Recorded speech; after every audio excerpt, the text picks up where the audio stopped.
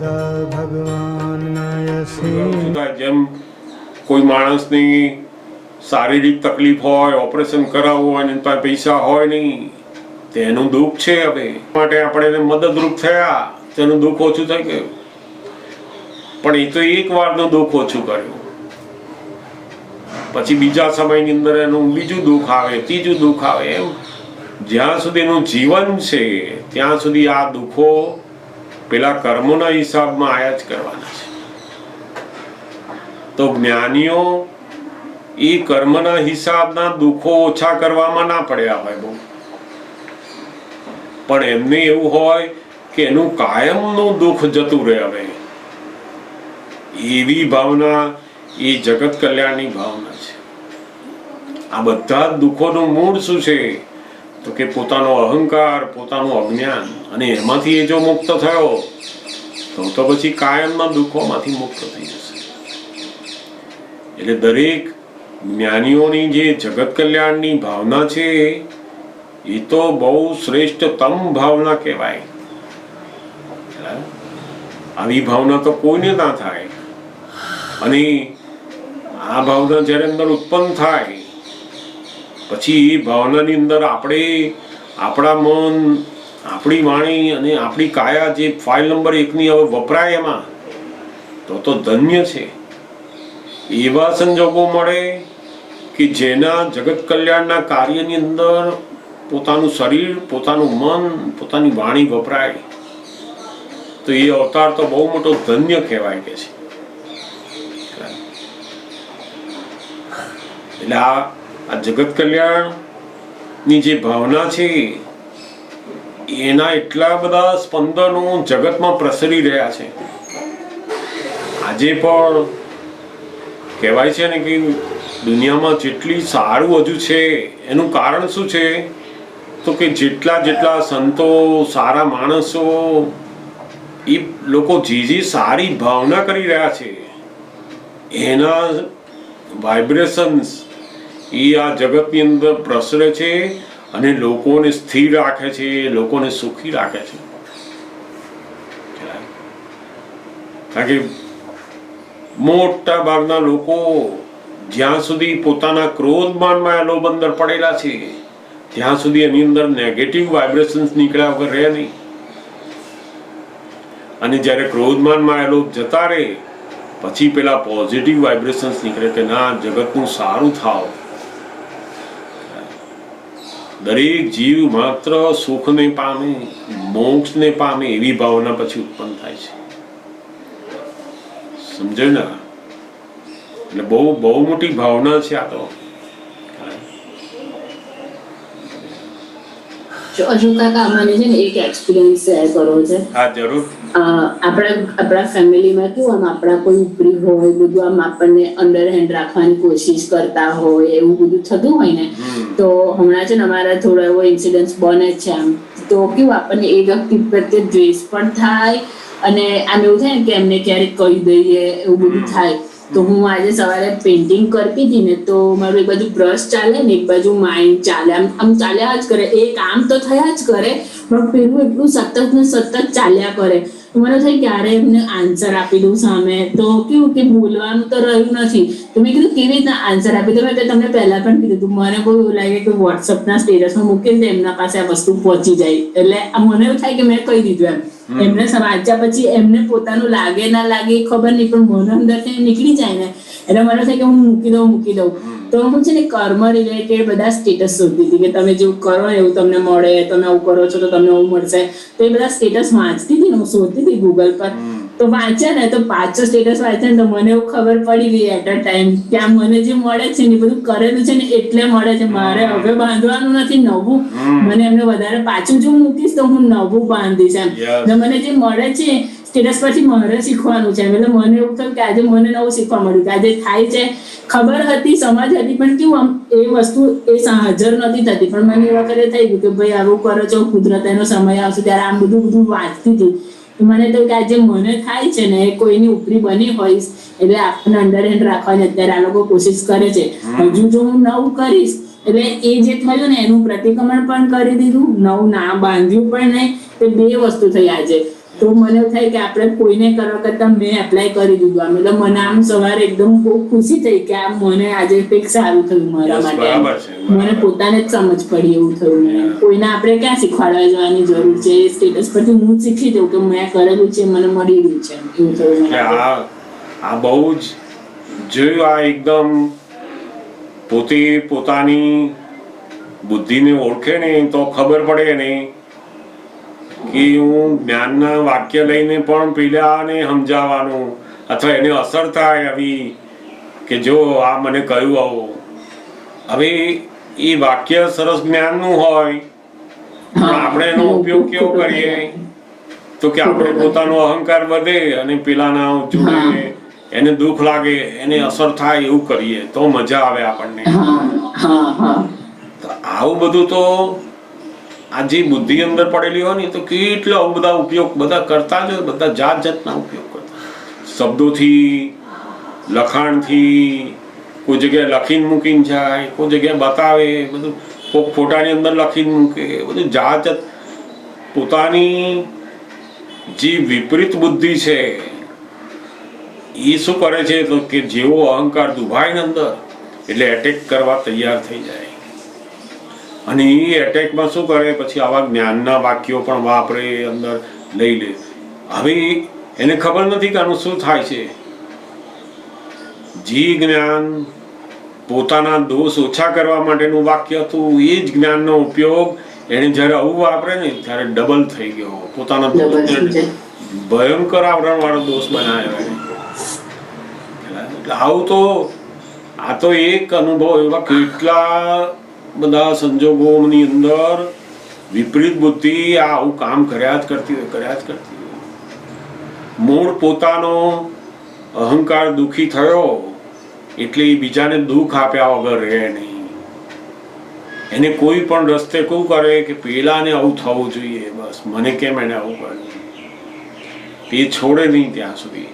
પણ જેવું જ્ઞાનનું આવે ત્યાં ઓ મારા હિસાબથી મને આ કર્યું છે, અને તે પણ કોનું તો કે ભાવિસાનું કર્યું, મારું નહીં, મને તો ઓળખે જ નહીં.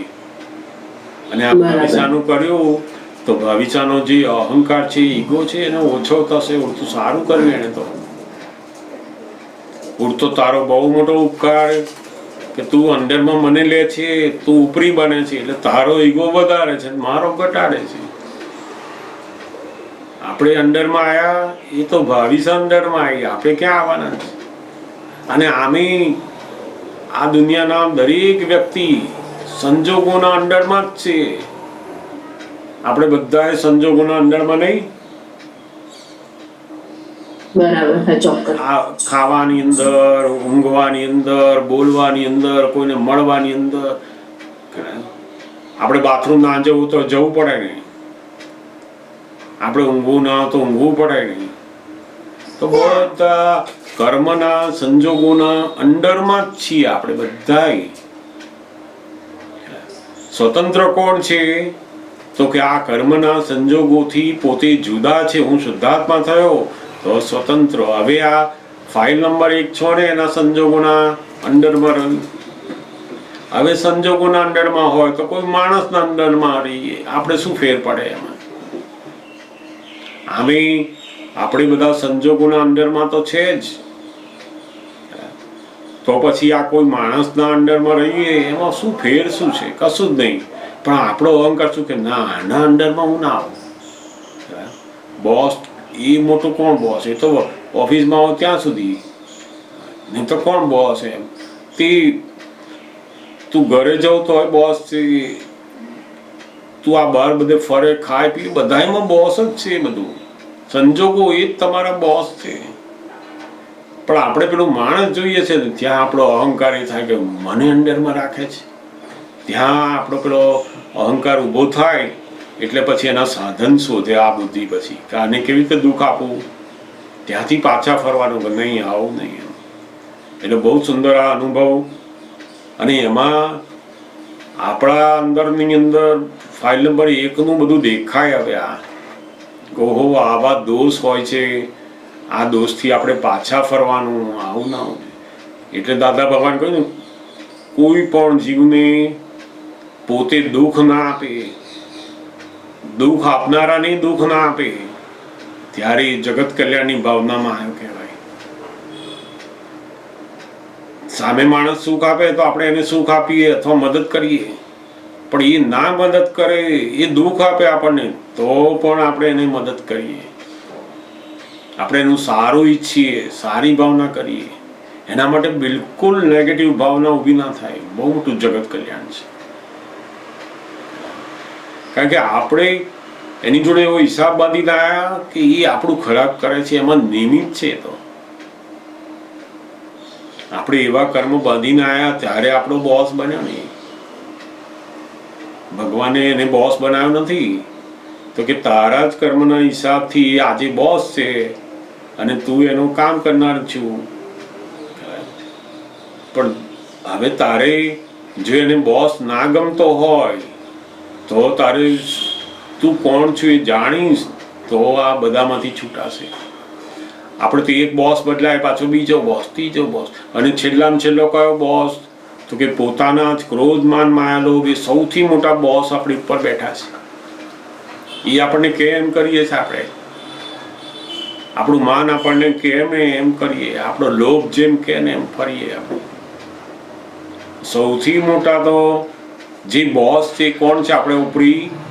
તો કે આપણી ભૂલો, આ બધા ક્રોધમાન માયાલોભ. એટલે દાદા ભગવાને આ શોધ્યું ને કે એમને નાનપણથી આ હતું કે મારો કોઈ બોસ ના જોઈએ, ભગવાન પણ મને બોસ ના જોઈએ. એમને આ બોસનું બહુ જ હતું કે મને કોઈ ઉપરી ના જોઈએ, મને ઉપરી નહીં ફાવે બિલકુલ. તો એટલું બધું કે ઉપરી ના ફાવે એટલે કેવું, ભગવાન પણ મારો ઉપરી ના જોઈએ. અને એ શોધતા શોધતા એમણે પોતાની અંદર બેઠેલા ભગવાનને શોધી નાખ્યા. આપણે આ બહારનો ઉપરી નથી ગમતો, પણ અંદરના ઉપરી બધા છે એ તો હજુ આપણને ગમે છે. એ આપણને ખબર નથી હજુ કે આ મારા ક્રોધમાન માયાલોભ જ મારા ઉપર ઉપરી છે અત્યારે. એટલે એ જેમ જેમ સમજ પડતી જશે ને પછી આ બહાર કોઈ ઉપરી હોતું નથી. તો બધા સંજોગો ને આપણા હિસાબો આ તો બધા ખ્યાલ. પણ સરસ અનુભવ છે. એમ કરતા કરતા પોતે પોતાની જાતને ઓળખે, ફાઇલ નંબર 1 ને આખું ઓળખતા જાય અને એની અંદરના જે દોષો છે એમાંથી પાછા ફરતા જાય કે નહીં, આ ના જોઈએ. હવે દાદા ભગવાને જગત કલ્યાણની બહુ મોટી ડેફિનેશન આપી. કોઈ પણ જીવને કિંચિત માત્ર પણ દુઃખ ના આપે, એ જ મોટામાં મોટું જગત કલ્યાણ. પહેલું 2 જણના માટે સારું કામ કરતો હોય, બીજા 4 જણને ઘેર દુઃખ આપતો હોય, તો એ જગત કલ્યાણ નથી. એમાં કોઈ પણ જગ્યાએ કોઈ પણ જીવને પોતે દુઃખ આપતો નથી. બહુ મોટું જગત કલ્યાણનું કાર્ય થઈ રહ્યું છે. એટલે સરસ અનુભવ તારો. એ વખતે દેખાતું તો ખરું જ, પણ તો આ બુદ્ધિ નામ એવું કે કહી દઉં પેલા જે થયું ને ત્યારે આમ ખબર પડે કે કેવી ચચરે છે, મને ચચરે છે. આટલું બધું થયું કાલે, એનું આખી રાત ચાલ્યું, સવાર સુધી ચાલ્યું, સવારમાં આમ કામ કરીને ફ્રેશ માઇન્ડથી આપણે આપણું કામ કરવા બેઠા તો એ વસ્તુ તો હાજર ને હાજર જ છે. એવું દેખાય ખરું કે જો પાછું અંદર લપેટા એવું બધું દેખાય, પણ તો એવું થાય કે કહી દઉં એટલે એટલું જોરમાં આમ પેલું ઉછળે ને અહંકાર. પણ પછી ખબર પડી કે હું આ હજુ પાછું કરીશ તો નવું પાછું ભેગું કરવાનું છે. આ તો ફાવતું નથી તો નવું ક્યાં ભેગું કરવાનું, એટલે પછી સ્ટોપ થઈ ગયું. એ વખતે પછી આજના દિવસમાં કશું યાદ નથી આવ્યું. પેલું નક્કી થઈ ગયું ને કે નથી કરવાનું મારે હવે. નહીં તો પેલી બુદ્ધિ શું કરે, બતાય કરે. આ રસ્તો નથી ભાવતો, બીજો બતાવો, બધી સલાહ આપે. કે બુદ્ધિ શું કરે, કામ કરો ને તો પેલું અંદર સલાહ પેલો વકીલ બેઠો હોય અંદર આપ્યા જ કરે. આવી રીતના લડ એની જોડે, તું આમ કર એની જોડે તો જીતી જઈશ તું.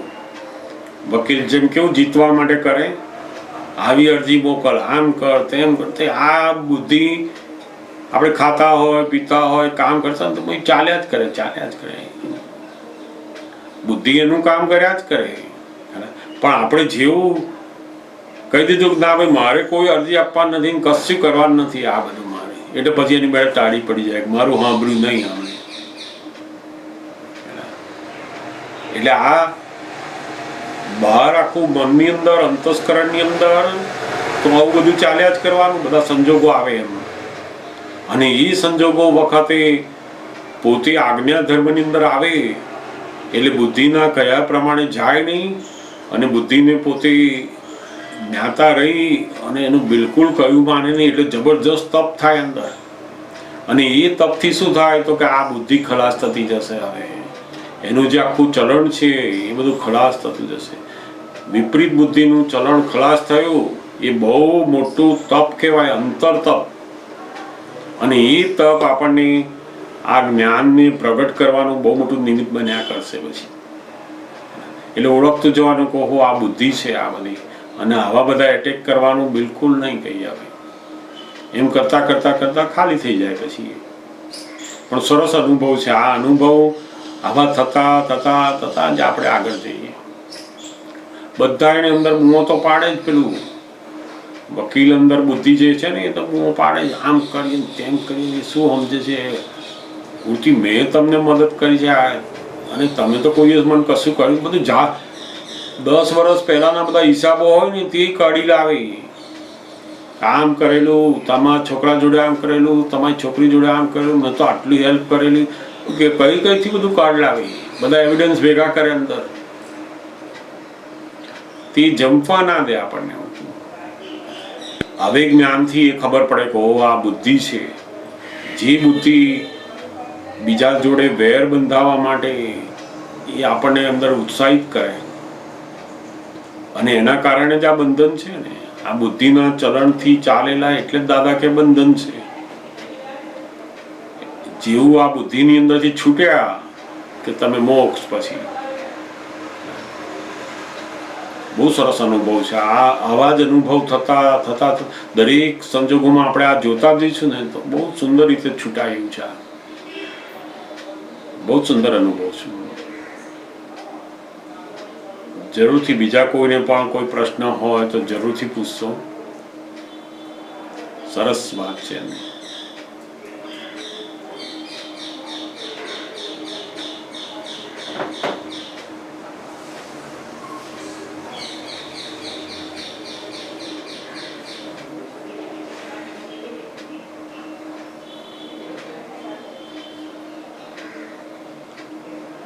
બીજા કોઈને પ્રશ્ન હોય તો જરૂરથી પૂછો.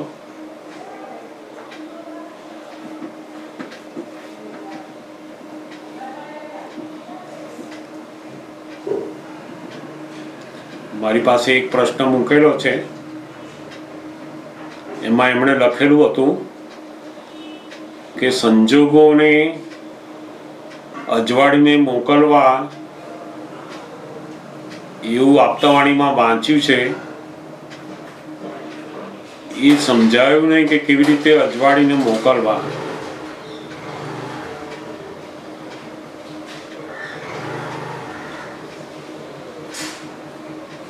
દાદા ભગવાનની બહુ આ સુંદર વાત છે. મોટા ભાગે આપણે સંજોગો સારા હોય ને એને પણ બગાડી નાખીએ.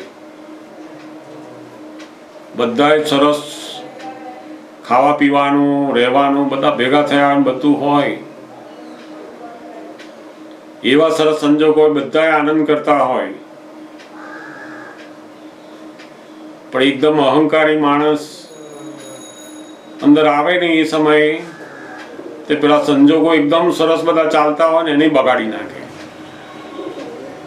તમને આટલા માણસો ભેગા થયા ને ગોઠવતા નથી આવડતું, તે એવો કકડાટ કરી મૂકે કે જે સંજોગોની અંદર બધાને આનંદ આવતો હતો ને એમાંય પેલા બગાડી અને દુઃખ ઊભું કરી નાખ્યું. મૂળ આદત પોતાની અંદરનું જે બગડેલું છે, પોતે અંદરથી જેટલો વાંકો છે એટલા બહારના સંજોગોને પણ એ વાંકા કરી નાખે છે. દાદા ભગવાન બહુ સુંદર વાત મૂકેલી છે એમાં. એ કહેતા ઘણી વાર કે જગતના બધા જ લોકો સંજોગોને સુધારવામાં ટાઈમ કાઢે છે. ખરેખર સંજોગોને સુધારવાના નથી, પોતાને સુધારવાનું છે. પોતાનું જે વિઝન છે એને સુધારી નાખે ને તો સંજોગ બધા સવળા લાગે એને.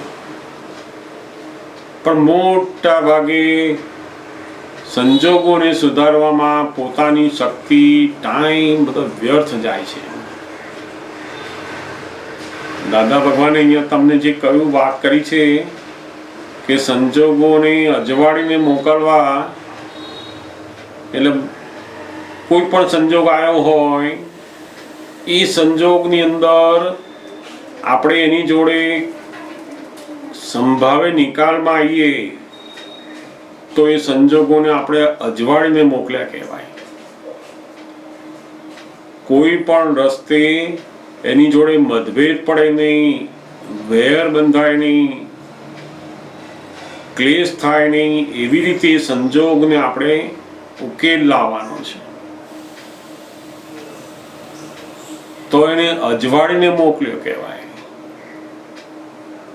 એ બહુ સુંદર કહેતા કે આપણે કોઈ જગ્યાએ જવાનું હોય, આપણે રિક્ષા લીધી, રિક્ષાવાળાને 25 રૂપિયા થતા હોય, નક્કી કર્યા 25 રૂપિયા, પણ થોડાક અંદર ગયા એટલે એને કહ્યું ભાઈ અંદર ગયા એટલે મારે તો હવે 10 રૂપિયા વધારે માંગુ છું. આપણે કહીએ કે ભાઈ તે તો કહેલા કે 25 રૂપિયા થશે, તો કે તો હું બહાર ઉતારવાના ગયા હતા, મેં તો ઠેક અંદર સુધી તમને લાવ્યો. એટલે આપણે સમજી ગયા કે હવે આ સંજોગ કેવો આવ્યો, તો કે હવે આ એકબીજાનો મતભેદ પડવાનો સંજોગ આવીને ઉભો રહ્યો. એને નક્કી કર્યા છે એ સાચું છે, વધારે માંગે છે એ સાચું છે, અને આપણે એને કહ્યું તું એટલા જ આપવાના એ સાચું છે. હવે ત્યાં આગળ આપણે એને જોડે માથાકૂટમાં પડ્યા અને કહીએ કે ના તે કહ્યા છે જ આપવાનું, એથી એક પૈસો વધારે આપવું નહીં.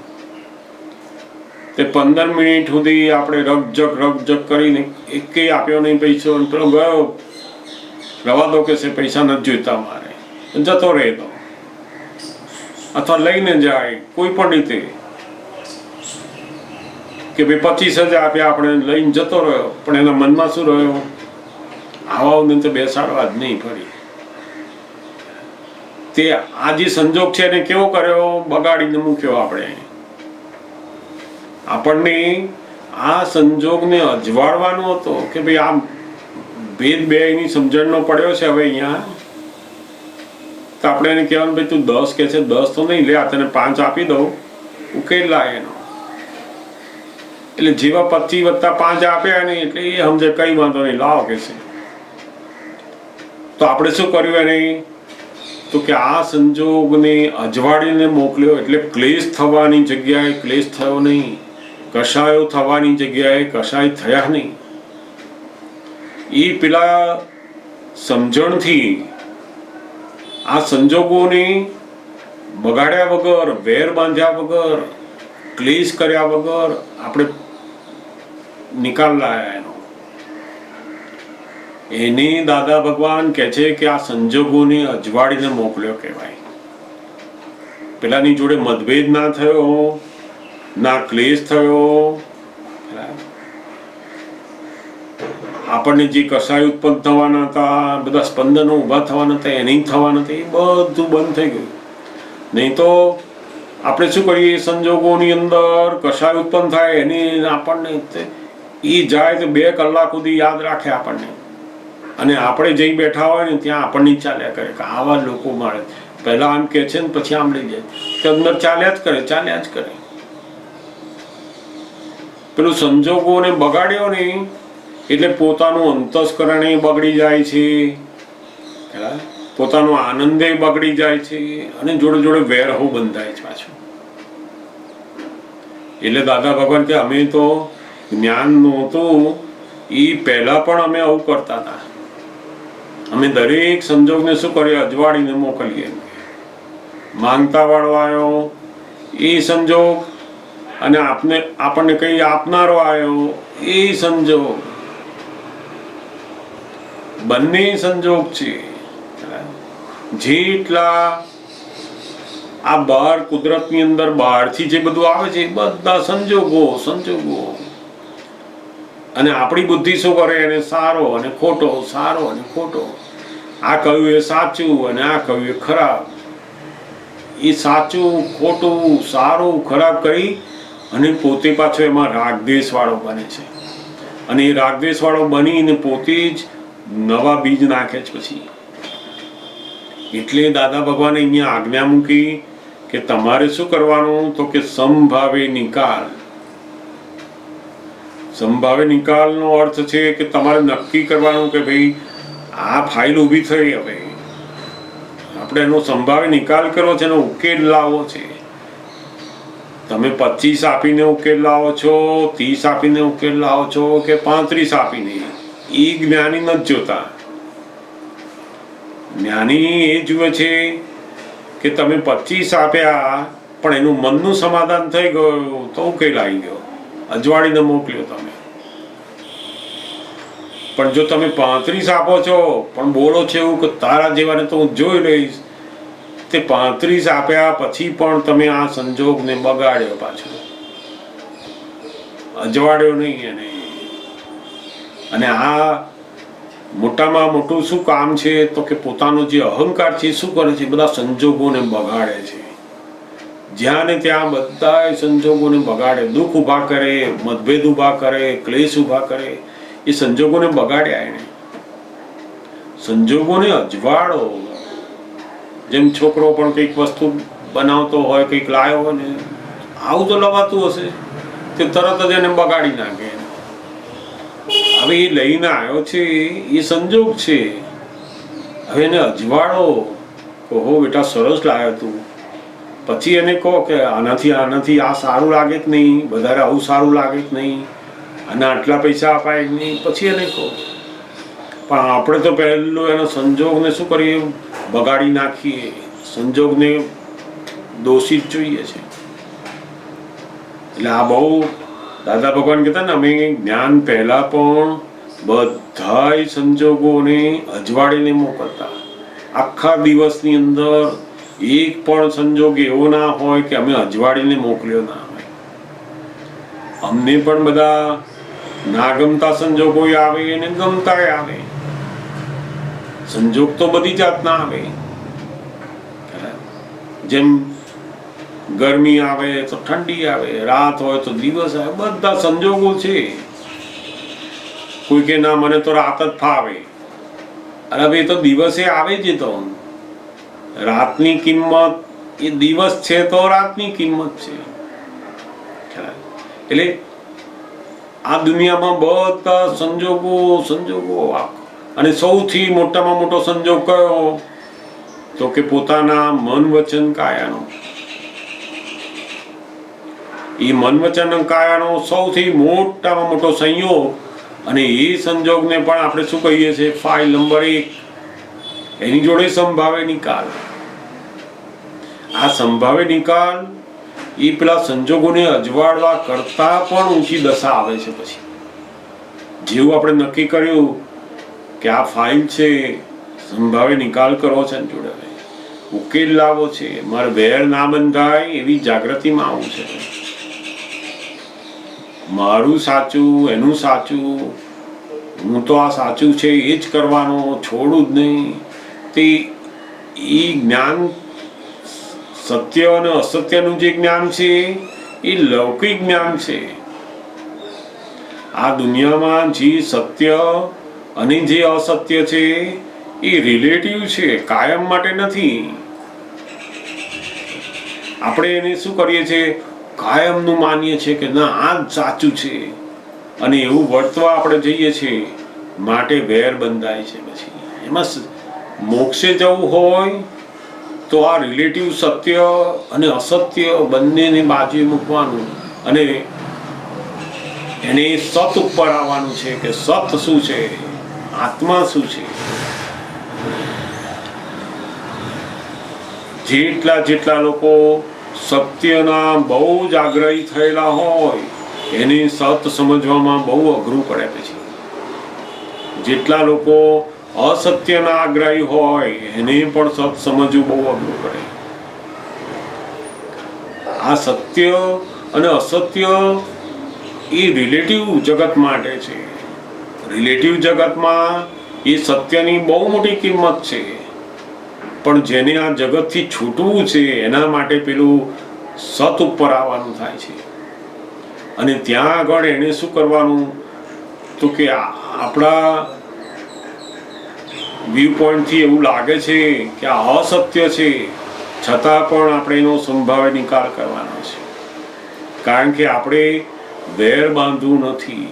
આપણી જાગૃતિમાં સંભાવે નિકાલ એટલે શું, તો કે મારે વેર બાંધવું નથી. બસ કોઈ પણ હિસાબે એની સંજોગોને અજવાળીને મોકલો, એની જોડે મતભેદ પાડીને ક્લેશ કરીને ના મોકલો. જો આ કળા આવડી જાય ને તો બહુ બહુ બહુ મોટું કામ થાય ને. દાદા કહેતા ને આ જો સમજ તો જ્ઞાન ના લીધેલું હોય ને તોય કરી શકાય છે. સંજોગોને અજવાળીને મોકલો. જેમ કપડાં ધોયેલા ગમે છે, સરસ મસ્ત ઇસ્ત્રી વાળા ને બધા ફર્સ્ટ ક્લાસ આમ હોય ને એ ગમે. સહેજ કલર જાખો થાય ને તોય બાજુ મૂકી દે. વાસણો એકદમ સરસ બધા ગમે, અજવાળેલા શું આમ બિલકુલ દેખાય સરસ એવા, એમાં બધું સરસ ગમે છે. પણ આ સંજોગોની અંદર સારા કરવા એવું નથી ખબર પડતી. રોજ સંજોગોને અજવાળો, આવું કેમ ચાલે કહીએ. પછી જે સંજોગ આવ્યા હોય, નોકરીના, ધંધાના, કામકાજ કરવાના, જે સંજોગ આપણને જે આપણા કર્મના હિસાબમાં છે એવા સંજોગો પ્રાપ્ત થયા છે તેને અજવાળીને મોકલો. તો કોઈક જગ્યાએ કામ કરવાનું આવે ને રસોડાની અંદર, મારે આવું કઈથી કામ આવ્યું, મારે આવું બધાએ બીજું કામ લઈ લીધું, મને આવું કામ આપ્યું. અરે હવે કરવાનું તાર જ છે, તોય તું સંજોગોની જોડે કકડાટ કરે છે.